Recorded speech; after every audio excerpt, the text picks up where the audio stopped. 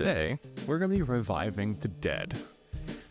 And what I mean by that is I recorded an episode maybe 2 weeks ago that was too short for Podcastle, the podcast distribution website that I use.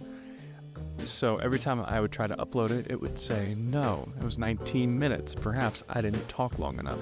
But I'm finally able to tackle it again. And it's actually a pretty interesting one. I don't know why I didn't have too much to say, along with today's page eater prompt for you guys. I'm very excited. I feel like I have to lean into the mic really close, like, so you guys can hear me.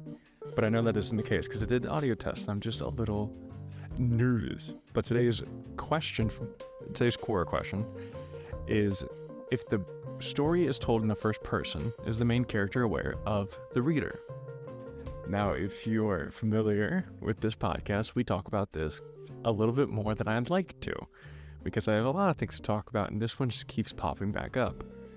The conversation that if we are the gods of our characters as writers, and the stories we create, in a sense, we are the gods of the characters because we control every outcome, every thought, every desire, every level of their reality is in here, it's in our heads. So if we extend that bridge, as to say, to our reality, you start seeing some parallels that might be fun, might not be too fun, depending on how open to the idea you are. With that being said, this is a classic idea of breaking the fourth wall. If you look at it through that lens of writers and creators and creations, that if you were to know that there's a reader, you're breaking the fourth wall. If Deadpool looks at the camera of the comic and says, "Whoa, chimichanga," that's breaking the fourth wall. But as a mirror to that, us having an experience with God or speaking with God, any one of the prophets of the Bible, it's weird to just say they were breaking the fourth wall, which may or may not be true, but that's exactly what we're dealing with, is a character being aware of their reader. Now, in a less crazy philosophical sense, you could just say this is the character, telling you, the reader, a story. If I were to tell you a story about me hitting the barricade driving home from work, that's a story where I know that you are consuming it. But because of the medium of writing, reading, and the characters themselves not being actual people, that's where the intrigue of the question comes up. And most of what we're going to be talking about today. I have a few different things lined up. So one of the main parts of the question is specifically taking into account first-person stories. First-person stories is I, me, my. When you talk about walking into a room, you say, I walked into a room. A third-person story, the other major type of writing style or writing point of view, if you ever hear me say P.O.V, it's point of view, is third person. Now, there's two types to that, omniscient and limited. But before we get too complicated, first person, third person. Those are the two major blocks that stories are told in when it comes to writing. It's very hard to do second person. So with first person, I mean my, that's one where you'll have unreliable narrators. To Kill a Mockingbird is a story told in the first person. But when it comes down to it, you are following a specific character because the story is told from one point of view, the first person, the only person, the main character. Third person, if you've ever played Fortnite, is a game that's third person. It's away from the main character. You're not within the main character. And with that comes two types of third person. Limited, where you don't have full information on everyone else in the story. You only have information on your character, or the one that you're following, being the main character, or the one witnessing the events. And then you have omniscient, or unlimited, where you have all the information regarding every character that the writer could or want to talk about. If you're following someone in the third person, and it says their hand grabbed the baseball bat and walked out the door, in a limited, that would be it. Or you would be talking about how the character who grabbed the baseball bat is feeling very angry or sad or hurt or scared. And an unlimited, you would then be able to go over to their wife or their husband, their friend who was over and was not ready for them to grab a baseball bat, and talk about how they feel. But if you want to talk about that character in a first or a third person limited, you could only say what they do based off of what your character sees them do. It's an information game. The points of views are all information, especially when it comes to telling the story. That is the major difference between each point of view, because in this third person limited and first person are very, very similar. The only difference is it feels like you're talking about someone else when it's third person limited, but in first person, it is a detailed account. You are a shadow within the main character's mind, just going along with the story, which can lead itself to very tense and emotional beats where it feels like it's happening to you. You feel claustrophobic if your main character is trapped in an elevator. You feel like you're going to fall if your main character is climbing the side of a building. But if it's third person, it's not that you're right there with them. It's, oh no, I hope they don't get hurt.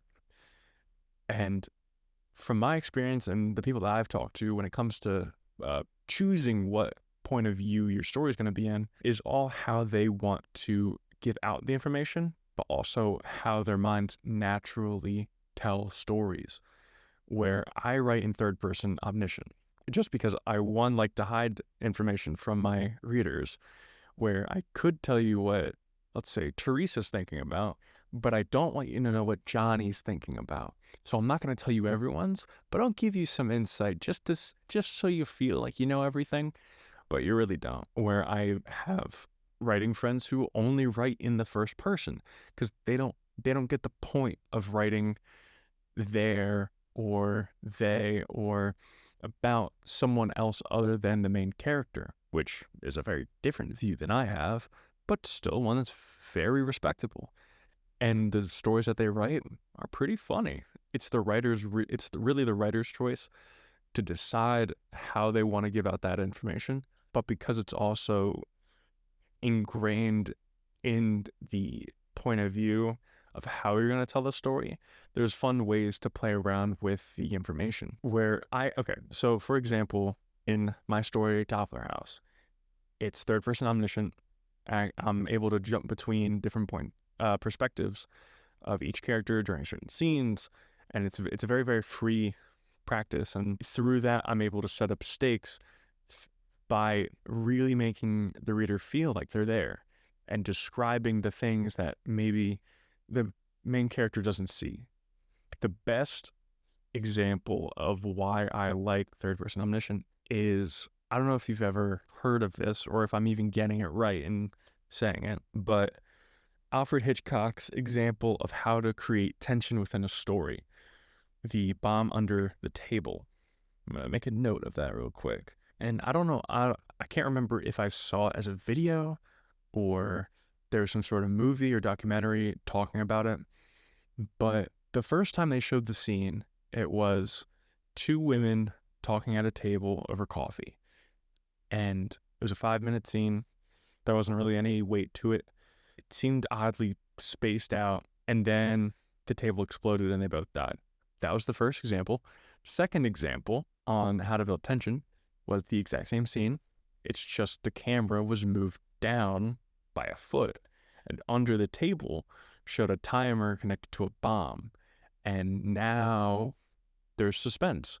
There's a bomb that neither participant knows about, obviously, by how they're acting, by how they're talking. They don't even reference it at all. So they're unaware that the bomb is there. But as the reader, or as the viewer, in that sense, because, Alfred Hitchcock was a director, we have information the characters don't, which is a very useful tool in creating tension. It's pretty much the only way to create tension, other than if you were in the first person point of view for a book or a movie or a story. Most games are first person, where if you're playing a first person shooter like Call of Duty, you're in the eyes of the main character or the character that you're playing. Great way to look at it. But because you're able to lie to your own characters. You're able to give the reader more information than your characters know, or less information than your characters know. And if I'm really going for it, I'll give out the wrong information. But those are only under like specific examples. I've started watching this show, Kakagure, where it's a gambling anime. And one of the, it's not formulaic in the sense that the exact same thing happens.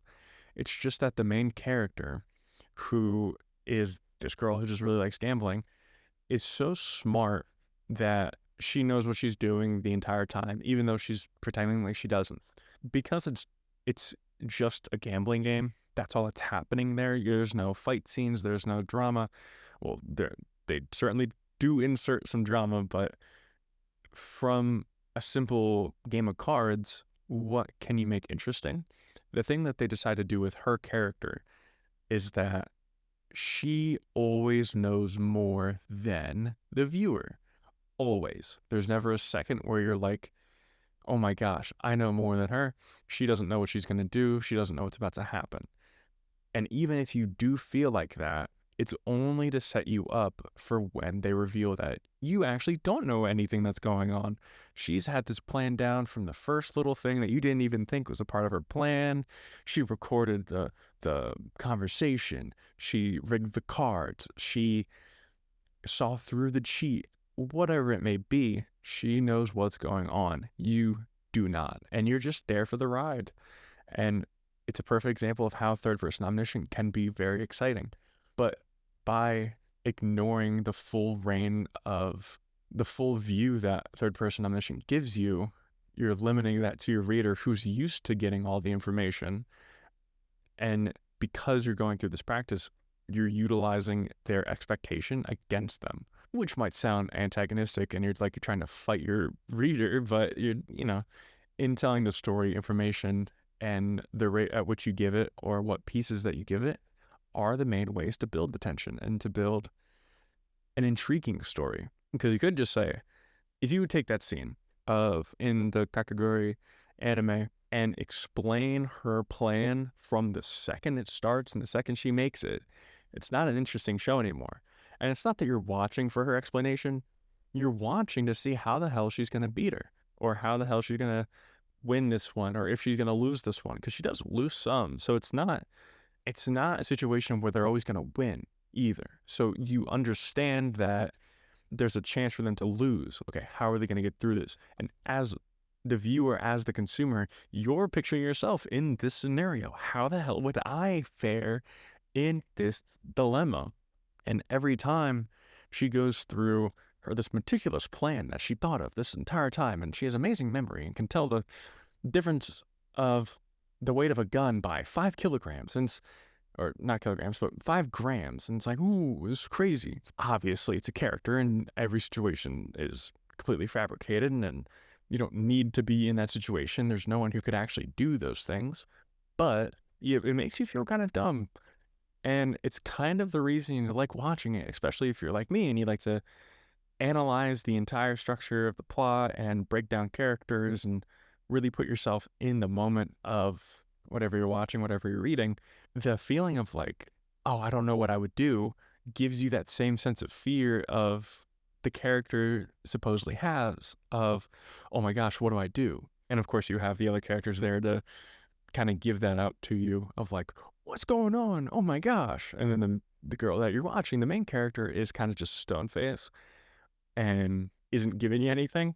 It's a nice balance of spoon feeding and then getting tossed in the deep end with information, because sometimes you won't know what's going on until the game's already done and the villain's giving their final monologue of, oh, I've realized what you did.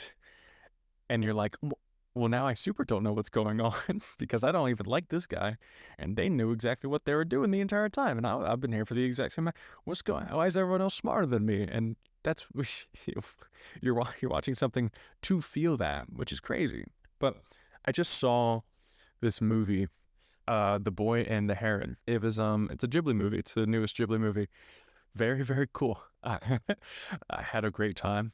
And it was my first Studio Ghibli movie. And I definitely get what everyone means by the art and like the looks of everything, but it was such a roller coaster of, you think the movie's gonna be boring as hell, and then like the 20-minute marker pops up, and it is just pure phantasm and spectacle, and just moments that really make you think and kind of suck you into the world that they don't even know what it is, and then you figure out it's about time travel halfway through. It's crazy. But The Boy and the Heron is, by and large, an example of first person, where you're following the main character the entire time. There's not a point where you're not. There's a lot of questions of other characters' motivations throughout the story, especially the stepmother's, which is the sister of the child's original mother who died in a fire or something. Because we have questions of the other characters that the main character also has, whatever happens to them, it feels like it's happening to you. You feel a connection to the main character without them even needing to do anything. There's an expression in writing that if you want your audience to like a character, have them pet a cat. If you want them to hate their character, have them kick a dog. That doesn't even apply anymore because we're following the main character. We have questions about them. This young boy whose name I can't remember, but you also, why the hell did she just walk into the woods when she's really sick? Who's this chick that can control fire? Why is the heron talking to me, and why does it have like these huge sets of teeth? What's going on with the tower in the woods? What's up with this old man wizard? It takes a lot of the fluff out of, especially in writing. You don't need to add copious amounts of detail into everything. Don't need is kind of a strong word, but you don't have to, because of the nature of a first person story. You don't need to know. You just need to know what your main character knows. And I think I've went into the system of information that enough. If you want, I love going to the movies. This is why all my examples are of movies. I just saw the Trolls movie, the newest one, and it's an example of third person omniscient. Yeah, you bounce back and forth between characters all the time. And it's a kids movie, so you want to keep the mental gymnastics down to a minimum, which I totally get. And you just want to give out the story beats and the motivations and the feelings and all that. By and large, it was a good movie, but I feel like the standards of it, you have to go into it expecting that it's gonna be a kids movie, so that you don't like claw your eyes out. But whatever. You're following the two main characters, which are like the dark troll and then the girl troll. Don't know their names. And you're following them on this adventure to save the guy's brother who got trapped, and apparently has like a ton of other brothers, and then they have to go find each one, and then they have to go back to the one that's prisoned and then save them and run away and all that stuff. But through the story, you get a first person point of view to each character and what they're feeling and how they feel about the situation. You're constantly going back to the brother that's imprisoned, how things are faring there. What are the villains up to? How do they feel? You find out that of the two villains, a brother and a sister, the brother actually isn't that bad of a dude, is just following the sister because he feels like he has to.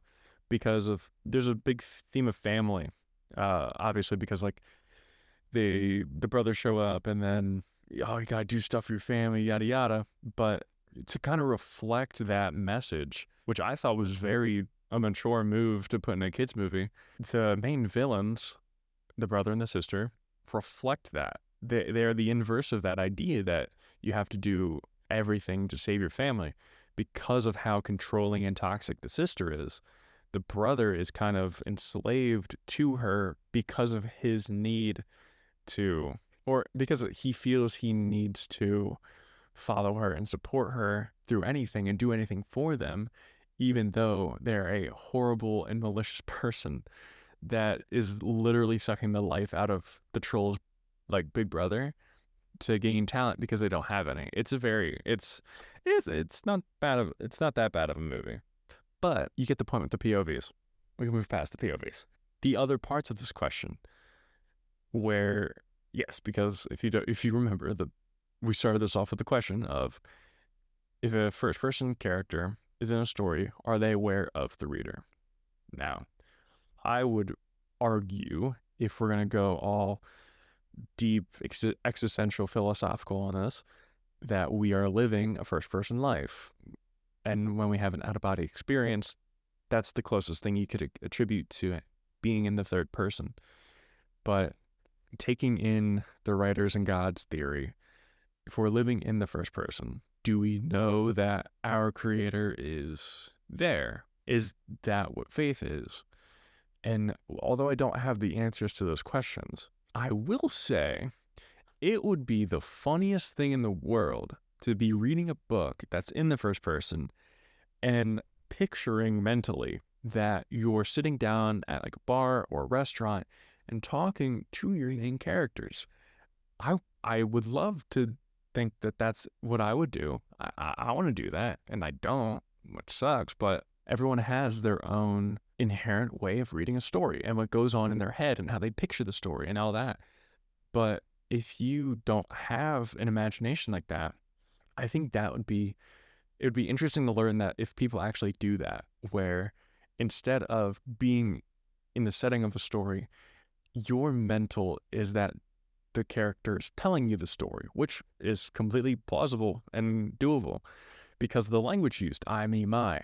It's just like someone else is telling you a story, so the vocabulary would line up. You wouldn't need to be like, oh yeah, and then I'm going to tell you the exact point of view of someone else, even though there's no way I would ever be able to know that. It's just them.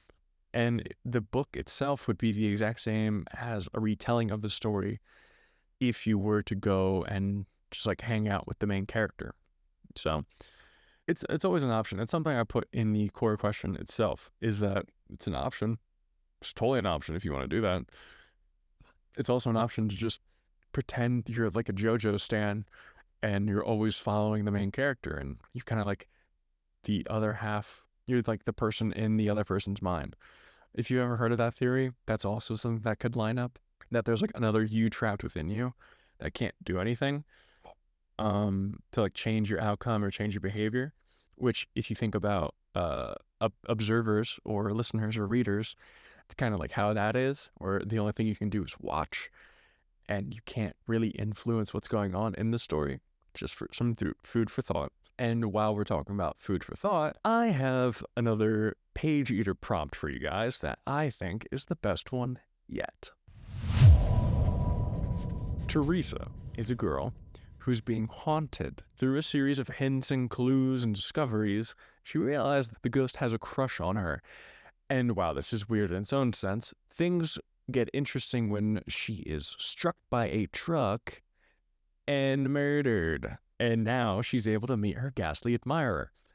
This, I always ask people that are within my circle of like writers and filmographers, where do you think this story's gonna go? If I give them the prompt and I'm like, what do you think? What's your initial thought on what could happen here? Every single one they've given me is different. Every single one has a different genre, has a different point of view, has a different outcome, has a different reaction of Teresa and the ghost itself. So I'm very excited to see what you guys come up with. And for not for every, but for all of my page eater prompts that I give out to you guys, there's always a corresponding video over on TikTok if you want to enter the competition, as it were. And if you stitch to the video and you present either your writing, your art, if you draw or paint or anything like that. I don't know how you do it for photography, but bottom line is whatever your art medium is, stitch it there. I'll announce a winner on the next week's podcast. This is coming out Monday, so next Monday it'll be announced. And whoever does win, so if it's writing, I'll read it on the podcast. If it's a picture or a painting, we'll both talk about it on the podcast and post it onto my Instagram. Full credit. I'll shout out your usernames and everything there. And it's just a fun way to, get active in the community, I guess. Show everyone what you got and what you can make out of the page eater prompts, especially if you've been dealing with writer's block. I have a little bit of that going on right now. I had to start looking over some of my own content for advice that I'd give to people, because it's always easy to tell someone how you do something, but it's kind of hard when it's happening to you. I hope everyone has fun with Teresa. I know I wrote a little bit of a through line, and it's been fun. But the biggest difference, I think, is if you make it romantic or scary, like an obsessive stalker vibe because it's a ghost, or it's actually like a nice, cute rom-com Twilight meets Paranormal Activity kind of thing. But it is time for news, everyone's favorite time. There's a lot of changes going on with the socials, with the format of this podcast, with how everything's being put out.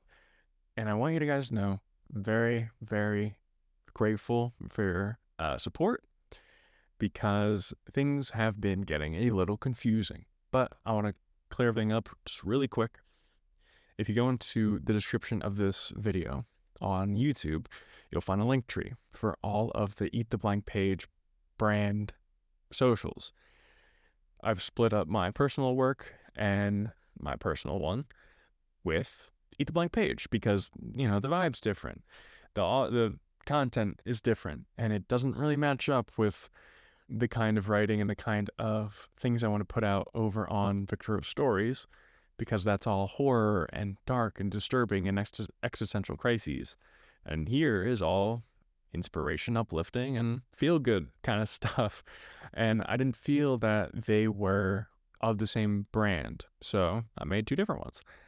And now there's two different Instagrams and TikToks, but the Twitter is something that I've kind of collabed, where it's Victor Productions. It's both. So you don't need to follow a new Twitter at all, but there will be new socials for the TikTok, Instagram, YouTube. And if you go there, that's where it's going to be. It's no longer going to be on Victor Stories. There will be my personal writing, updates about the book, and any other fun things I want to try to do with the community. I have a lot of fun horror and existential ideas to get out to everyone that I'm actually really excited for. But the schedules are different, and I'm going to be putting out a lot more content for everyone, which is, exciting for me, because I do like to make things for you guys, and I like that you guys like it. But that about wraps it up for today's episode. It's weird talking about a topic twice, because I don't know if I've answered everything I wanted to answer, but I also can't think of anything else that I really want to touch on. But I hope everyone's liked this new face cam, so you can actually see my magnificent beard and these cool headphones that I got. But yeah, hope everyone has a wonderful day, and thank you very much for joining me on this episode of Eat the Blank Page. And yeah, goodbye.